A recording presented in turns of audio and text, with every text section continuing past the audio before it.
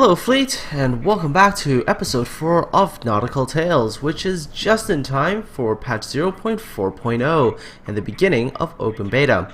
So today's episode is going to start with Nilo 4513, who is captaining a Zuiho, and very early on in this battle, he manages to find a Miyogi and a Yubari pretty much getting stuck together near the border, and he manages to torp both of them. He does kill the Yubari, but he doesn't manage to sink the Miyogi. So you'd figure that the enemy team would have learned not to group up on the border. Well, nope. They went ahead and grouped themselves together again, and once again, Nilo says, "Hey, torpedo bombers, look what I can do." And yeah, you can probably tell. Yeah, this is definitely the time when we've got a lot of the new players because, yeah, this happened. And not only did this happen on the border, if you look carefully at the map, this happened in pretty much the exact same spot that they got torped in the first time. See, those islands, they matched the first one. Oh boy, thanks Nilo. Next up is a replay from donaldEpott, who is captaining a Wyoming. And donaldEpott is going to do something quite awesome in a really slow battleship. Now, typically speaking, a battleship, if it's with other battleships, is quite difficult to kill for cruisers. But if a wolf pack of cruisers, especially those armed with torpedoes, and not only that, but are also faster than the battleship, get near a lone battleship, in most cases, this battleship is going to die very quickly. But at least Donald did manage to land a good shot there, so at least he's kinda evened out the odds. Now, instead of a 3-on-1, it's a 2-on-1, but still, an Omaha with torpedoes is one very scary thing for a battleship. But still, Donald doesn't exactly give up. He's getting his guns, trying to shoot the Omaha. The Omaha is actually firing back, but it seems like he's not really landing his shots in the best of places. Now, Donald does kind of use the border a tiny little bit to help him dodge that salvo of torpedoes. Cheeky. But does manage to get himself set up in a better position to deal with that Omaha, as the Omaha is now broadsiding him. But there's another problem. Now there's a Kuma on the other side, and the Kuma also has torpedoes. Typically, if your battleship, you get sandwiched between two torpedo carrying vessels, this is usually really bad news. Now Donald is hearing, probably, that there are torpedoes coming from behind him, so what he does do is he is turning his ship to create as small of a target as possible for those incoming torpedoes, while at the same time trying to get himself into a decent enough position to engage that Kuma. Finds the gap in those incoming torpedoes, puts his huge battleship through it, and manages to get away. But as he's turning his ship, he's managed to get his guns right on target to the Omaha. And Donald very calmly dispatches the Omaha with a couple of Citadel hits. But he has taken quite a bit of damage from that Omaha and quite a bit of fire damage as well. But luckily his repair kit and his HP repair kit are both ready to go, so he pops them both, gets some HP back, and continues to turn his ship away from the Kuma for two good reasons. One, presenting as small of a target to that Kuma as possible, so minimizing the chances of him getting hit by torpedoes, while at the same time allowing his rear guns to turn quickly to get a shot off onto that Kuma. And quite honestly, I commend Donald for just maintaining cool through that situation. But sadly, he does get killed by that Kuma's torpedoes at the very end. Nevertheless, very good job, and a lesson to all battleship captains out there: keep moving, it'll save your life. Our next replay comes from Final Spark. Final Spark is in a Mutsuki, and there is the enemy carrier. Now, typically speaking, you get into a position like this as a destroyer. There's an enemy carrier approximately 3 kilometers away from you. This should be easy. This is like a free kill. But that carrier is exploiting that border to the best of his abilities, and boy, is this about to turn into one of those really frustrating battles. Ooh, look, the secondary just took out his engine. So Spark here is just trying to close the range, waiting for his torpedoes to reload, and really just hoping that by the time he can get close, this can just be a guaranteed kill. Now finally, he's managed to close under 1.5 kilometers. I mean, there's 1.2, and he's finally managing to get his torpedoes out, and he's even managed to launch it not at the prediction point, but before the prediction point, thinking that maybe that carrier will turn. Guess what happens? Oh, Wargaming. that border. Oh my goodness. Gotta do something about that. That is some... Oh, it's just terrible. That Ryujo manages to dodge pretty much every torpedo except for one. And of course, taking one torpedo isn't the end of the world for a carrier. So guess what the Ryujo does? Yep, the secondaries manages to knock out Final Spark's engine. And now the Ryujo starts to take off and starts to head towards the other border. Oh, this is really frustrating. And then during this time, Final Spark is continuing to take, well, I guess little bits of damage here and there. He finally did manage to get his engines repaired, and so he goes back onto his chase to get that carrier. That carrier, as you can tell, is just dropping everything possible at him. Every plane, every torpedo, whatever is possible to get the kill. But at least Final Spark has been doing good dodging. Yep, this is just frustrating. I'd be really frustrated if I was in a destroyer and this was happening. I mean, yeah, the carrier just runs away. Just continues to run away, and it's going to run, guess where? Straight into the border. Again. So I think this carrier is really just trying to do the same thing again. You know, hopefully by running into a border, he's able to, oh, I don't know, maybe dodge more torpedoes. But I mean, the battle is almost over too. So, you know, for all this work that Final Spark has put in, I mean, if you look at the score, there's a chance that he might not actually get this kill. But he tries once more. Once again, he's closed to under 2 kilometers. He's just trying to give himself the best possible chance. Look at where the carrier is just going. Straight into the corner of the map, but at least Final Spark has this time managed to pin him. And this time, I think Final Spark's got him with his torpedoes. So, yeah, that was almost like, what, 2.5 minutes worth of work to get that one carrier kill? Thank you for that replay, Spark. Our next replay comes from Kill 11, and Kill 11 is in his Clemson, and Kill 11 is going to show us why this particular area of the big race map is known as Torpedo Alley. See, this is an area that is not very good for larger ships. There's usually not enough space to maneuver. It's very, very good for destroyers. Lots of cover from the islands there. And again, lots of choke points. So Kill manages to get off his first wave of torpedoes from his Clemson. And that poor Phoenix just has nowhere to go. So that Phoenix dies very, very quickly on, and his battle's over. The Clemson also is, in my opinion, on this particular section of the map, also uniquely advantaged because it has torpedo tubes on both sides of the ships. So once you fire off a salvo from one side of the ship, you can just turn around and there you go, you have another salvo ready to go. So Kill doesn't exactly use a salvo because American torpedoes are still relatively short range, so what he does is quite smart. Just ducks behind an island, and as you can see, there's quite a few islands down here that you can take cover behind. So Kill is going to be using these islands to hopefully set up another ambush somewhere. Now initially there's a Samson here, and I think Kill's initial objective was to come out from behind this island and maybe he uses guns to kill off this destroyer. But things, well, don't always go to plan, and his first hit really doesn't do anything and the destroyer slips away. Kill could have chased that destroyer, although that would have been a horrible idea because that destroyer very easily could have just dropped torpedoes from behind, and then Kill would have died a very, very fast death. So it's actually smart of him to just run away again and try to set up an ambush at a different point. So this part is a little bit amusing because I'm not really sure if this was an intentional ramming of the island or whether it was accidental because, yeah, I mean, nevertheless, this spot that Kill picks does actually work quite well. He watches as the Wix on his team is finished off by that Samson, and look at this. Yep. Enemy destroyer maybe has only one torpedo salvo left, a double, and that's it. And there you go. Kill manages to pop out, lands 2 of 6 torpedo hits into that destroyer and gets him. Now the Clemson's other advantage is that the torpedoes on it reload really, really, really quickly. Ooh, look, juicy St. Louis.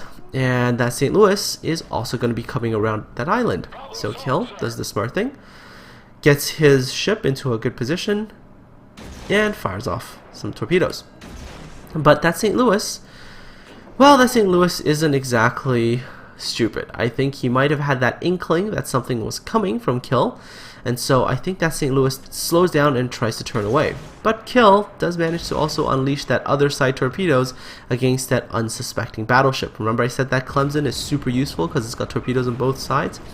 That's how it that's how it is useful. It's able to fire off one salvo and then it's not out of options.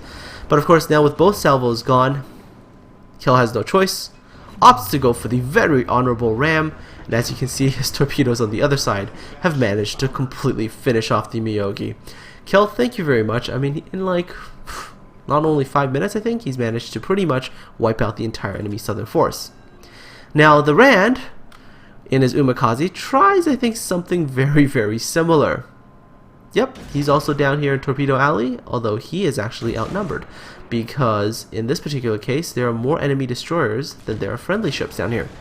So the Rand actually does quite good. He manages to nail a destroyer there with a torpedo, and then there's another Umikaze coming up behind him. Now with most of these lower tier destroyers, their torpedoes do reload pretty quickly, so they're able to get off multiple salvos. So the Rand gets off another salvo and manages to pretty much trap that destroyer in, I don't know if this is called a very good torpedo salvo, but he manages to get him nonetheless because that destroyer didn't really dodge. So takes one off the bow and blows up immediately. So far so good, right? Pretty sure the Rand was pretty happy at this time until you start hearing those beeps, those ominous beeps. And I don't think he really knows where the torpedoes are coming from because, oh look, oh god, there they are. Yeah. The Wakatake on the friendly team decided to launch torpedoes at I don't even know what. Take a look at the map. There's just like nothing anywhere. And finally, let's get onto some of my replays and stuff from the last week. So here I am in my Omaha on the Two Brothers map, and everything looks pretty good. I mean, there were a few enemy ships over in that direction along the 1-2-3 line, so I'm just like, yeah, I don't really want to fight them because I have no real support there. So I'm trying to head over to join my team on the 7-8-9 line and just try to push north. Except nothing ever goes the way you want them to, do they? I mean, I'm thinking everything's good, I'm perfectly safe, nothing to worry about, I'm totally relaxed. As you can see, I'm not really doing any sort of evasive maneuvering, just sort of sailing a nice trail. Holy crap, there's a destroyer in front of me! And typically, in most cases, a destroyer gets to this range, it's over. It's over, but I managed to dodge the first salvo, and yeah, just narrowly managed to dodge the second salvo, and actually managed to kill the destroyer. Oh, you don't get away from those quite often. A lot of times when a destroyer pops out, I think it's, yeah, you just die. But I think it was good because I managed to get off my torpedo salvo, I think, early, and I think that destroyer panicked because he wanted to dump his torpedoes at me too. And of course the next couple of replays are just all from me. Here it is again, different match in my Omaha, and look at what's coming up that middle slot. A battleship. Now, if you remember Kill 11's replay, what's the thing about big slow ships going up narrow constrained areas where they have no place to move? Yeah, it's not a very good idea, because as soon as I saw that battleship coming up, I was just like, come to Papa. I've got torpedoes waiting for you. So, you know, like, there's just no way this battleship is going to get away, unless, of course, he manages to kill me within the first salvo or two. If he can't kill me within the first salvo, then he is in just boatloads of trouble. So, as you can tell, battleship turns the corner, there's an Omaha. That's usually bad news. He does manage to get a pretty decent salvo the first time around, but again, because you can't maneuver, you can't bring the rest of your guns into action, and you've only got your forward guns. And in narrow, very cramped conditions, the Omaha will win this fight on most days with its torpedoes. And so there we go, managed to get my torpedoes on that New York, and boom, battleship kill, wonderful. And then I look behind and I go, oh look, is that what I think it is? That is a Wyoming. Now this Wyoming doesn't have any situational awareness because the New York on his team just died. 2 torpedoes in this alley, and this Wyoming just happily sails right up this very narrow channel And so I'm thinking, oh, wonderful, okay, why don't you come, I'll back my ship out, present a very difficult target, relatively speaking, for you to shoot at, and I will get the other side torpedoes on target, and I will go and torp you. But of course, at the same time, you know, you never want to just purely depend on weapons that you don't have the firing solution for yet. So at the beginning, I just keep my guns, you know, pointed at the battleship, kept firing HE, basically started one gigantic barbecue on the ship. I mean, anybody want their steaks? That's a wonderful place to go have them. All of them come out nicely charred. Anyhow, so the Wyoming is just burning to death. I mean, just look at that. You can't even see the ship. It's just mountain of fire. Anyhow, so there we go. I'm getting closer and closer and closer. Swing the ship the other way, and pop, pop. More fish in the water. And boom. Yeah, if you're in a battleship and you're on this map, don't go up the middle channel with me. There's a destroyer there. They'll kill you. Okay, so here's... Oh, wow, like I said, it's a couple of replays from me today. So here I am in my Iwaki Alpha. I got trapped in a pretty bad position here. I'm stuck at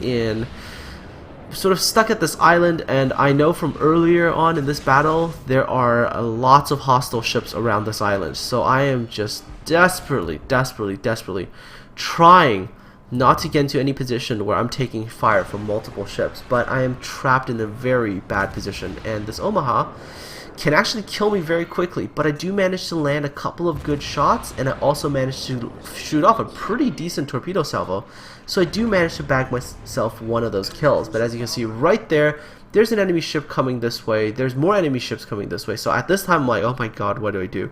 No torpedoes left. Oh, and crap, that Omaha managed to get off a salvo of torpedoes before he died. Oh, not good. And I take one off the stern. I'm down to like 2,700 HP. And right in front of me comes a pretty much full HP Omaha. So in my desperation, get my first shots in, manage to get 2 citadels, and opt to go for the ram. And as you can see, ram successful. I caused 1 flooding, and check this out. I don't think the Omaha even realized that he got flooded, and yes! Managed to claim both of them. The next replay is pretty funny, actually. It's both me and JSF WRX85. Now, both of us were in our Ishizuchis in this particular battle. So I've come out from behind that island, and I've spotted that Wyoming. That Wyoming is at pretty close to full HP, and even with my repair, I'm only able to get up to about 31,000. There's also a Chikuma, and I look at the map, and there's battleships behind me as well. So, options. Not too many. My idea was, well, in this particular situation, what I want to do is maybe shoot at that Chikuma, kill that Chikuma, and if I'm lucky, I'm able to get close enough to that Wyoming to get a ram in. So, managed to fire at the Chikuma, but the Chikuma turns away from me, so pretty much no more chances to shoot at it. Enemy battleships over there, they're going to get pretty good shots on me very soon. So options are very limited. That Wyoming hit me with HE pretty hard, and I'm down to about 22,000 here. I'm using whatever I can, really, to try to intercept this battleship and get the ram in. Now, the Ishizuchi's one advantage over the Wyoming is the fact that you're a little bit faster, so that's good. Still managed to get a couple more hits. I mean, I'm just trying to do as much damage as I can, knowing that things are probably not looking too good for me. But, nevertheless, always die with a certain degree of honor, so banzai! And as this Wyoming, I'm pretty sure he's pretty desperate trying to get away from me right now, but I'm not letting him run away from me. Oh, hell no. Come back here. You're mine. Now, look at the chat real quick. Schrodinger's Panda was like, no! Schrodinger was actually the Wyoming on the red team that was trying to save that Wyoming from being rammed by me. Now, a little bit later on, we're talking like, probably another 2 minutes after that, JSF catches Schrodinger in a Wyoming with his Ishizuchi in a position near the islands. And JSF, classic, look at this. Brilliant, loved it. That is not a common thing to see. And look, Schrodinger Panda's like, same fate. Very honorable, JSF. I had a lot of fun watching you do that. It's rare you actually get two battleship rams from two different players in the same battle. So very, very nice to actually have seen that. And especially the fact that we were all sailing the same ships as well. That was pretty cool. And finally, this week's Derp moment brought to you by none other than yours truly. And here I am in my Kuma, and I'm about to go do something really, really, really, really stupid. So here I was in a Kuma, and I'm thinking, I'm gonna go over there and I'm gonna put some torpedoes up the middle, without realizing that the only way for the enemy team to have any ships go down that alley was to have them start capping C. So the derp is about to get really real, because at this time there's still nobody there. So if you think about the speeds of the ships, nobody is gonna be there at all. But do I think about that at the time? No, I was just derping around like, oh look, nice straight little narrow alley that I can fire torpedoes at. I think I'm gonna fire some torpedoes. And as you can see, C is just starting to get capped, so that means somebody had just started to get in there. And yeah, you know what's gonna happen. Sim sails straight into my torpedoes and gets blown up. Thank God it wasn't Lenin this time. Oh, I hope you enjoyed that, folks. Now, if you have any awesome moments that you've caught on replay and you want me to feature it on another episode of Nautical Tales, please make sure you check the video description below, as the instructions for how to enable replays and also how to get them to me are listed below. Aside from all that, if you like what I'm doing, don't forget to like and subscribe. Have a wonderful day, and I'll see you all on the high seas.